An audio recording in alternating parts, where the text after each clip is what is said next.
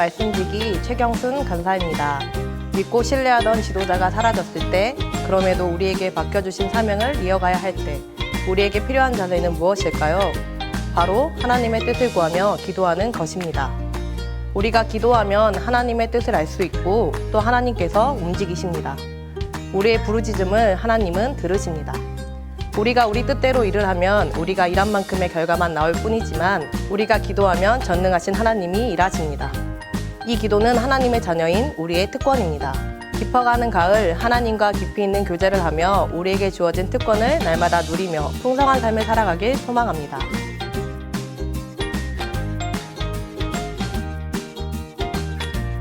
오늘의 본문은 사사기의 시작으로 여호수아의 죽음으로부터 이야기를 시작합니다. 여호수아는 가나안 정복 전쟁의 선봉장이었으며 위대한 지도자였습니다. 이 땅에서 여호수아의 사명은 다했지만 가나안 땅을 온전히 취하리라는 하나님이 주신 사명은 이스라엘 백성들에게 계속 이어졌습니다. 백성들 역시 자신들의 사명을 알고 있었고 어떻게 나아가야 하는지 하나님의 뜻을 구했습니다. 왜냐하면 이미 여호수아 때 이 12지파들은 땅을 분배받았지만 그 땅에 여전히 가나안 거민들이 살고 있는 상황이었기 때문입니다. 그래서 그들은 이제 무찔러야 하는 상황 속에서 이스라엘은 하나님께 물었고 하나님께서는 유다에게 올라가라고 말씀하십니다. 하나님의 명령을 받은 유다 지파는 하나님의 말씀에 순종하여 올라갑니다. 그리고 하나님의 약속 그대로 그들은 가나안 족속, 브리스 족속을 쫓아내게 됩니다. 내가 이 땅을 그의 손에 넘겨주었노라. 하나님의 약속은 이루어졌습니다.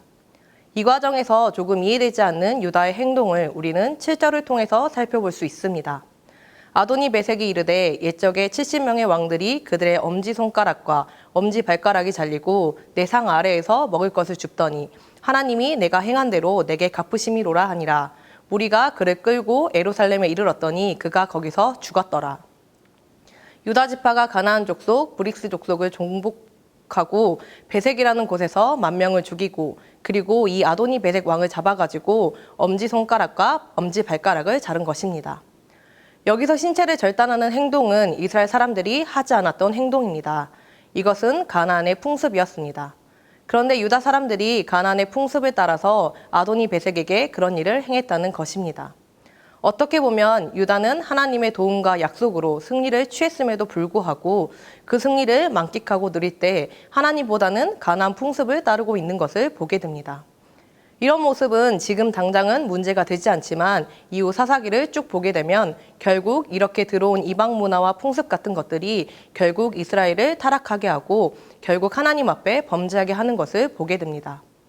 또 유다 자손은 골짜기에 있는 가나안 주민들은 철병거가 있어서 쫓아내지 못했습니다. 또 베냐민 자손 역시 그곳에 있던 여부스 족속을 쫓아내지 못해서 결국 여부스 족속이 오늘날까지 그들 가운데 함께 머무르게 되었습니다. 그리고 그들은 사사기가 기록될 당시까지 긴 시간 동안 살아남게 됩니다. 철병거에 대한 두려움 때문이었는지 아니면 정복한 사람들을 노예로 부릴 수 있다는 편리함 때문이었는지는 모르지만 그것이 하나님이 주신 사명과 약속보다 우선시된 것은 분명합니다. 유다와 베냐민 지파가 산지 거민을 쫓아내고 승리한 일은 하나님께서 함께 하셨기에 가능했습니다. 그리고 그들은 하나님의 말씀에 순종하며 나아갔지만 골짜기 주민은 쫓아내지 못했습니다. 군사적인 핑계 혹은 자신들의 미래를 위해 핑계를 대며 하나님의 능력을 제한해 버린 것입니다. 이와 같이 여러 가지 핑계를 대며 하나님을 신뢰하지 않고 타협했던 적은 없는지 우리 자신을 되돌아봅시다.